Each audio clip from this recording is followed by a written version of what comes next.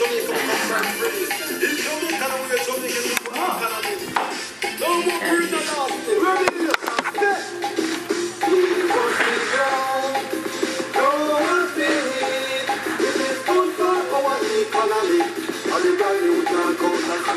to another AgroBuzz, our weekly agricultural program right here on the Rains Coffee Break.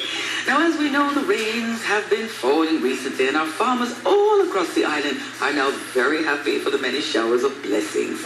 But we're also aware that we have had a very devastating drought this year, and this has had an effect on our agricultural sector. Now, one of the parishes to have been affected by the drought is the parish of St. Elizabeth, the bread basket. And last week, Minister of Agriculture and Fisheries, the Honourable Derek Hellier, along with State Minister Luther Buchanan and a team from RADA, led by CEO Mr. Lenworth Fulton, visited St. Elizabeth to take a closer look at the situation there, and to consult with farmers and make some plans for the future. So we have with us this morning Mr. Lenworth Fuller, who is the CEO of RADA. Good morning to you, Mr. Fuller. How are you doing? I'm good, but the name is Fulton. Fulton.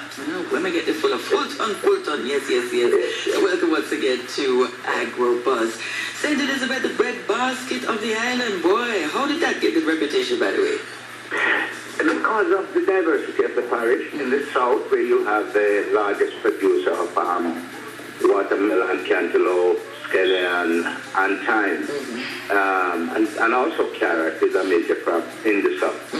And in the north, you have sugarcane with a sugar factory, Appleton Estate. So and it also has the largest number of sheep and probably goats in the island. So there is some major agricultural activities from both sugarcane, condiments, livestock, stretching across the whole parish of St. Elizabeth. This is a very important parish when it comes to all that farming things, so we need to make sure that those farmers are good. So you were on the tour of St. Elizabeth last week. Can you tell us why you decided to go as a part of the team? Well, the southern part of St. Elizabeth has been suffering the most with a block of farmers. There's about 24,000 farmers in St. Elizabeth, probably about 15,000, 16,000 will be found in that southern area. And they suffered immensely from the terrible drought, which runs from about 3 years back to back. And they were devastated. They have lost everything. So we went back there to continue the drought program by offering them some black tanks to add to the first allocation of 50. Now we go back with 135, which will be the second allocation, and 2 more allocations will come to end a program where we have planned to distribute over 5,000 black tanks island-wide, and also to see the level of recovery that is taking place.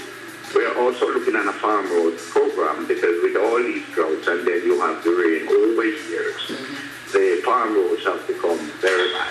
Since there was no repair for farm roads, there was probably a decade. So that was a part of our plan to look at some farm roads to see if we could assist in doing minor repairs to them, so that the farmers will have greater accessibility both to taking input and to take out their produce to the market. Yeah, boy, the photos that we saw of the farms and the devastation and the dryness and my goodness, they have been recovering by now, hopefully. Very well. They are one of the most resilient farmers you have anywhere in the world. They take nights and they water their crop, and the entire family work in watering crop to keep them. That's their livelihood. They work very hard. So have they been doing things in terms of harvesting the rainwater that's coming now, like old-time farmers used to do? Of drums, some 44-gallon drums, and so on. But those who don't afford the larger 650 and 1,000-gallon drum, we are making some contribution to them, so that they will have water in these and a bigger drum to keep them a little longer and to move, to fill from fill up their smaller in the field from these larger drums. And that's what we're trying to do. Mr. Fulton, as a child, when I used to visit St. Elizabeth and Manchester, I mean, to me, when you know, say, they're country, because you see the tanks that were built with the house, is that still around? They're still building tanks like that?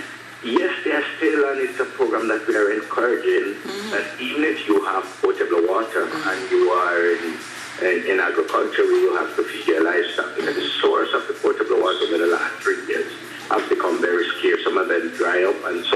Yeah, but they need to harvest all this rain now that's coming into drains and going to them own tank that they build.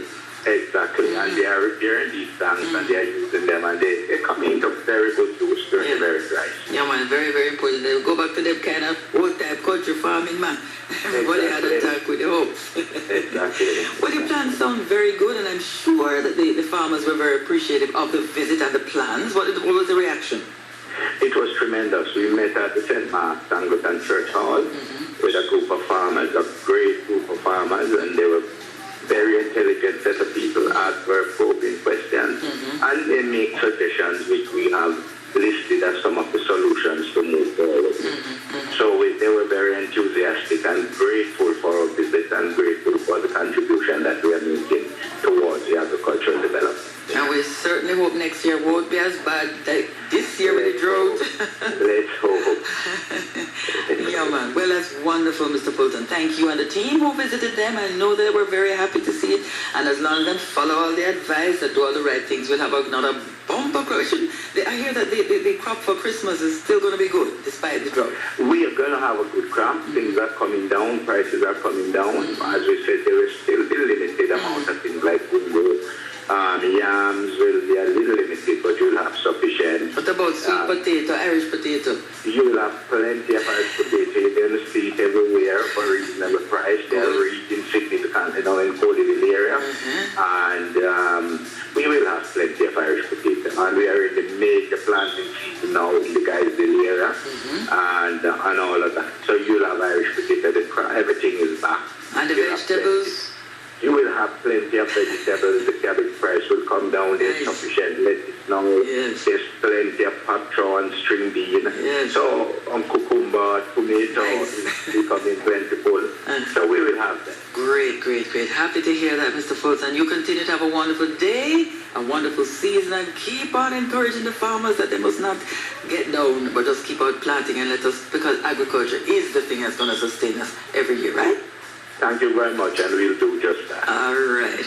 So there you have it. The parish of St. Elizabeth, one of the traditional breadbasket parishes of Jamaica, and the Ministry of Agriculture and RADA are supporting the farmers there to help them to continue to be productive so that we can grow what we eat and eat what we grow. And don't forget to visit the Ministry of Agriculture and Fisheries website, www.moa.gov.jm, and RADA's website for information on this and other activities. And keep on supporting our farmers to help make agriculture sustainable.